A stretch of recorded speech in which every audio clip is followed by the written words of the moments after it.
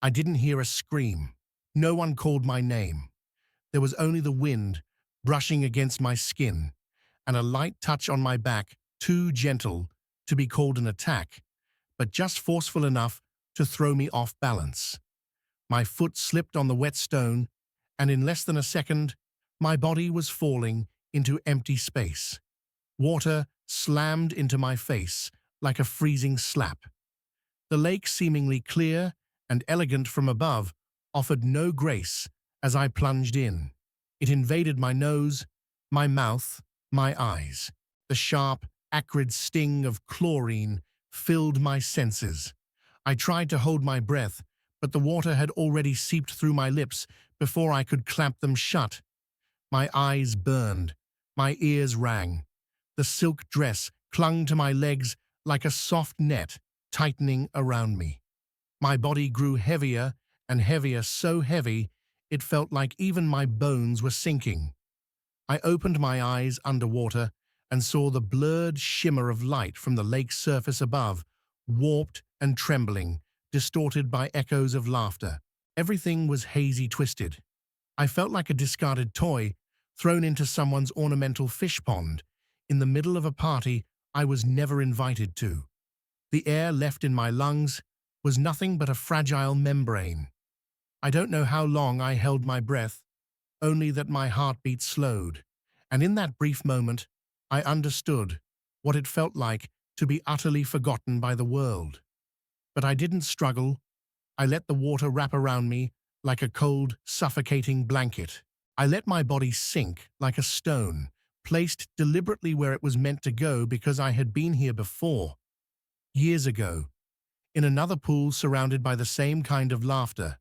And back then, I almost died. This time, I didn't come to survive. I came to an end. I was born in Detroit, in an old industrial neighborhood, where the sound of train horns was louder than anyone's dreams. My mother was a seamstress. She stitched hems on dresses for other women, but never owned a decent one herself. I never had a full birthday celebration. No one ever waited for me outside school in a car. I walked to class in torn shoes under the indifferent gazes of children raised to believe that being poor is strange. I studied quietly, endured quietly, graduated quietly from a community college more often dismissed than respected. When you grow up being called a scholarship parasite, you learn the real value of silence.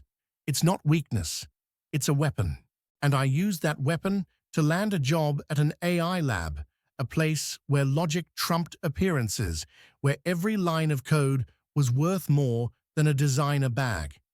That's where I met Ethan. He wasn't like the rest. He didn't judge me by the shoes I wore, the balance in my savings account, or the zip code I lived in. He saw me through my eyes that had always listened silently even when cast aside. We fell in love without candles, flowers, or hollow words. We married in a private ceremony, no noise, no press, no hashtags.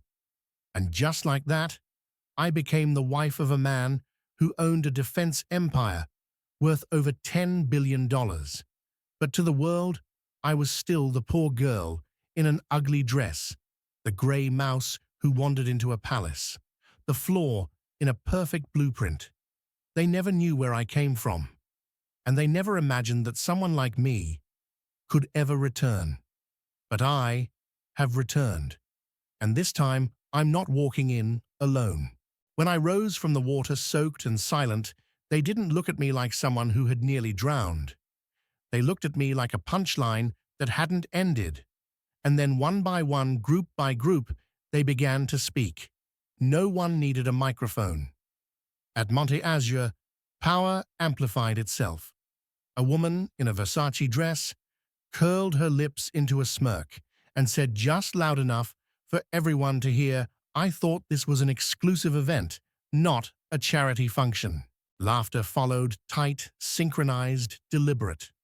A professor from the prestigious university that had once rejected my application looked at me like I didn't belong and said coolly, "Astonishing, really. A lab assistant Marrying someone like Ethan. She must be very skilled with soft skills. I didn't respond, but in my mind, every word was bookmarked, and one day, those bookmarks would be returned with interest. An influencer, sitting poolside legs, crossed oversized sunglasses, masking half her face, pronounced each word like a verdict. That dress looks like it came from a supermarket clearance rack. A model beside her giggled, no more like a janitor's closet. I stood still. Water dripped from the hem of my dress onto the marble floor, each drop ticking like a countdown. Even the staff joined in. A man in a white uniform passed by, with a tray of champagne, glanced at me from head to toe, and murmured, "Excuse me, miss. The kitchen is in the back." He thought I would step aside, but I looked him directly in the eye and nodded, as if I'd just committed his name to memory for something that would come later. Every insult was a small blade, not deep enough to kill me, but sharp enough to cut through the polished surface of what they called class. They thought I would react. They wanted me to lose control, but I only needed them to speak. Louder, more publicly, more exposed. Because the more they humiliated me, the stronger my plan became. And the more confident they felt, the closer they walked right into my trap. I heard the sound of high heels tapping steadily against the stone tiles behind me. The scent of expensive perfume, laced with lavender, drifted through the air, her signature. Veronica Vance had arrived. She always entered like the world was built solely to elevate her heels. She walked toward me with the unhurried grace of a queen inspecting her domain. Her emerald green bikini clung to her statuesque figure, and her eyes sparkled not with emotion, but with thrill. She lived for moments like this, when all eyes were on her, when the laughter paused, waiting for her next verbal stab. "The last time you stood near a pool," she said, voice dripping with syrup, laced in venom, I remember it clearly. "Watching you thrash like a wet cat was honestly embarrassing." Laughter broke out behind me, sharp, brittle like shattered glass. I stood still. I didn't reply, not because I was weak, but because I knew in this kind of game, the more one speaks, the more they reveal. Veronica took a step closer now, at the very edge of the pool where I stood. Her eyes narrowed slightly, as if seeing something that disturbed her. "I still don't understand how someone like you managed to marry Ethan," she whispered, just loud enough for me to hear. "You have no pedigree, no legacy, nothing that makes you worthy." I tilted my head slightly, never breaking eye contact. And in that moment, I saw it. Her hand twitched. A quick, cold, deliberate motion. A push. I lost balance. The world tilted in the blink of an eye, and then I fell. Water slammed into my face like a slap. I didn't scream, I didn't flail, I didn't cry for help. I let myself slip beneath the cool surface as if I had written the fall myself. Just before my head broke the water, I caught sight of Ethan, walking briskly across the lawn. His navy suit gleamed under the sun. His face betrayed no expression, only a deadly calm. I nodded. Barely. A signal coded in 6 months of waiting. And just as the water split open beneath my body, I knew the hunt had officially begun. I surfaced from the water in utter silence. No more laughter, no more clinking glasses. I could hear Ethan's footsteps on the stone, measured, deliberate, cold, like a blade unsheathing from its scabbard. He didn't yell, he didn't rage, he simply looked around at the crowd with eyes that froze the air itself. "I just saw someone pushed into the water," he said, a voice calm, each word forged like sharpened steel. "No one helped, but everyone laughed. And the woman you mocked is my wife." A name rang out from the crowd, but the first one called wasn't Veronica. It was a professor who had publicly ridiculed my academic credentials. Ethan held up a printed document stamped with the seal of the university where that man taught. It was an email record. In it, he and Veronica had plotted to keep me from being invited to research conferences so I wouldn't embarrass the academic community. The crowd gasped. Some people began to step back. The ones who had laughed the loudest were now the first to go silent. Next was an influencer named Laya. She had taken photos of me soaked and captioned them, "Even housemaids love five-star pools."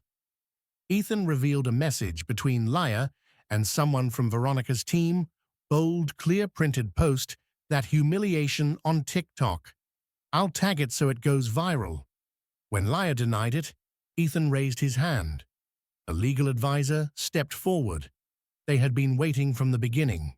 No one had noticed, but they were ready. I stood there, water still dripping from my hair onto my shoulders. I didn't need to speak. Each piece of evidence was a cut, and those who had reveled in my fall were now glancing at each other, panicked, gasping like fish out of water. Veronica took a step back, but Ethan wasn't finished. He called out Owen, chairman of a major charity foundation, the same man who once said, "I damaged the organization's image," and labeled me a societal burden. Ethan presented a financial statement. That foundation had been receiving funding from my husband's company for the past 3 years. Effective immediately, that funding was terminated. Then came Marcus, a political advisor, who once joked, "She's not family. She's a parasite," at the dinner table. Ethan played an audio recording, a private conversation from an internal event. Marcus's voice was crystal clear over a Bluetooth speaker. "She's a pathetic ornament." The words echoed through the now silent space. Marcus's hand trembled. No one stood beside him anymore. I didn't smile. I didn't cry. I just stood there watching the masks fall one by one, like courtroom trapdoors slamming shut. They thought they had the right to humiliate me because I stayed silent. But I wasn't silent to endure. I was silent to let them speak. And now they'd said enough. They thought I was just a compliant wife, a decorative accessory kept out of the spotlight because I didn't meet their high society standards. They were wrong. I wasn't hidden. I was in hiding. And I wasn't defeated. I was preparing. 6 months ago, I told Ethan, if we wanted to dismantle this order, we couldn't react emotionally. We had to construct it like a chain reaction. Every insult, a catalyst. Every mocking laugh, a spark. And finally, a clean, controlled detonation. Ethan agreed, and he gave me full control. I began by returning to Monte Azure last year, quietly. No one remembered my face when I wore a service uniform, but I remembered every one of them, everyone who laughed when I fell into that pool the first time. I took notes on habits, roots, alliances, rivalries, who really held power in the group. I didn't need to stand out. I only needed to remain unseen. We hired an independent investigation team. Every time I was insulted, they were instructed to document, verify, and cross-link the evidence.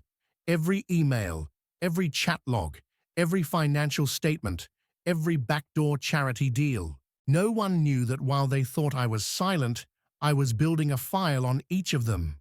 While they laughed, I was listening. While they dismissed me, I observed every detail they assumed no one noticed. Even today's push wasn't random. We had hidden cameras positioned at 4 corners of the pool.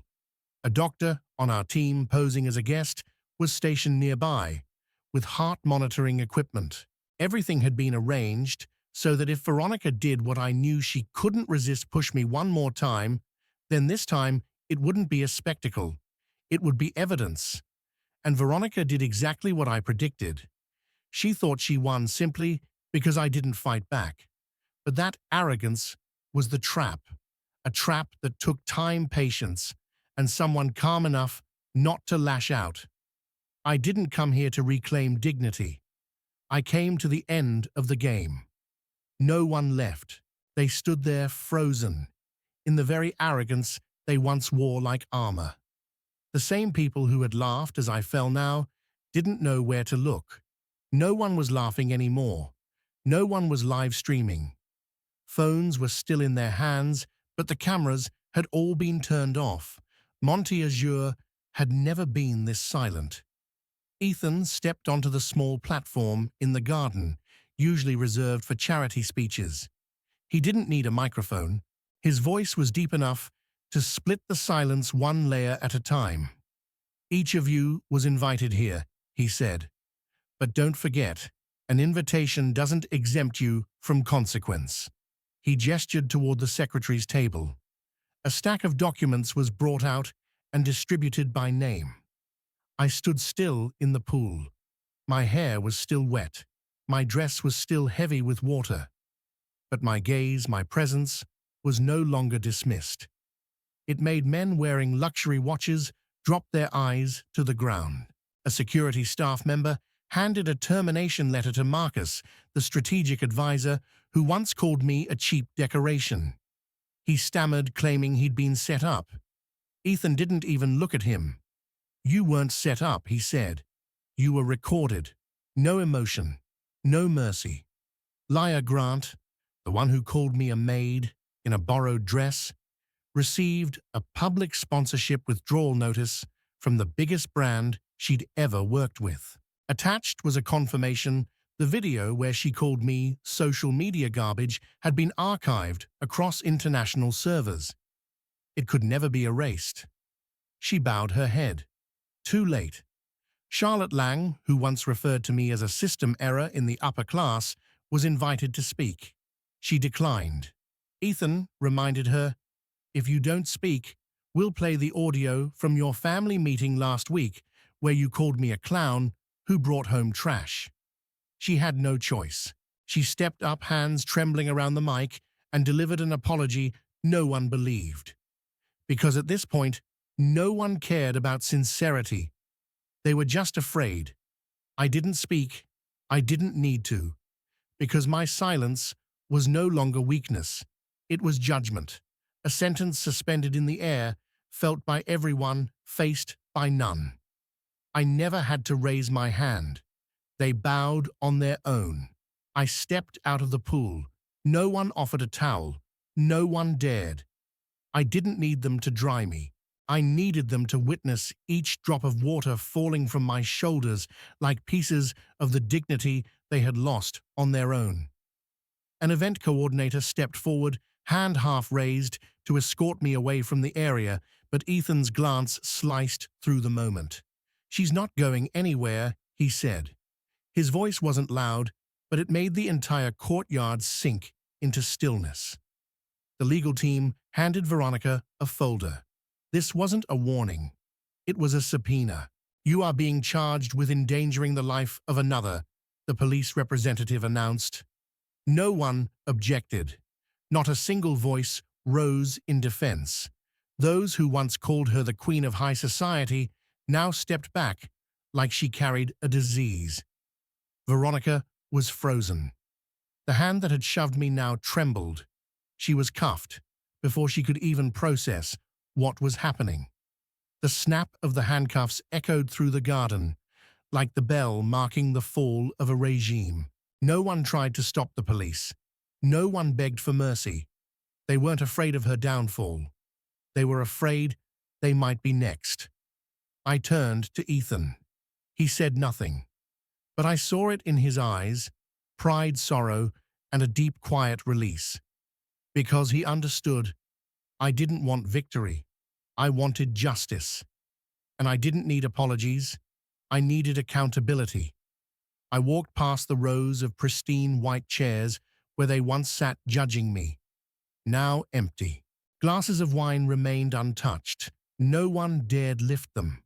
The same people who once mocked me couldn't meet my gaze. I was no longer the dismissed wife. I was the reminder that a silent woman is not a powerless one. She simply waits, lets the world expose its cruelty. And when it's bare enough, she steps forward. No shouting, no vengeance, no raised voice. She just stands and lets the lies burn themselves to ash. She didn't scream to be heard. She simply stood her ground and let the truth speak for itself. This story reminds us sometimes silence is the strongest strike, and the one they look down on today, it might be the one the whole world bows to tomorrow. If you've ever been underestimated, leave a comment below. And don't forget to like, share, and subscribe to Toch Story for more powerful stories that will restore your faith in dignity and silent justice.